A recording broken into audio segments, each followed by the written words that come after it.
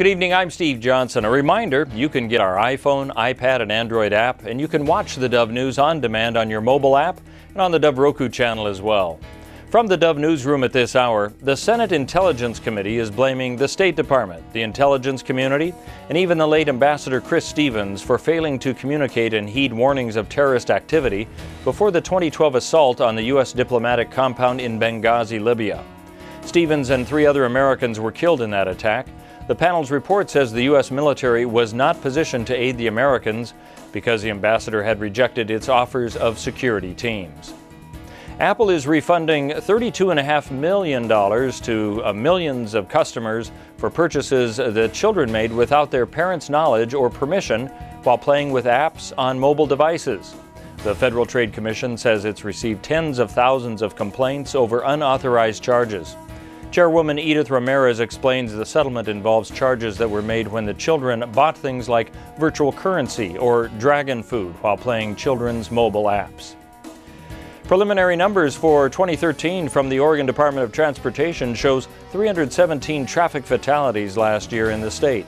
Now that's down 6% from the year before and matches 2010 as the lowest number since 1943. Bicyclist deaths dropped from 10 in 2012 to 5 last year. Portland saw 0 bike deaths. The number of motorcyclists killed in traffic dropped from 48 to 33. Pedestrian deaths declined from 60 to 54. Now, Oregon began tracking traffic deaths in 1936. In 1943, with wartime gas rationing, there were 233 traffic deaths. The worst year, 1972, with 737 deaths on Oregon roads. Well, security agents found 30 guns last year on passengers boarding planes at Portland, Eugene, Medford, and Redmond. The Oregonian reports 21 of the guns were found by TSA agents at Portland International Airport. 3 guns were found at each of the other airports.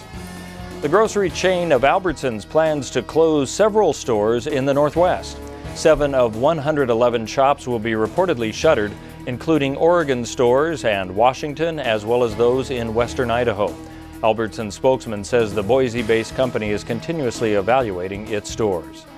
Let's take a look now at what's happening on the weather scene, brought to you by Grange Co-op. For Medford and Grants Pass, partly cloudy skies, a low of 22 tonight. Partly cloudy tomorrow with a high of 54, cloudy on Friday and 56.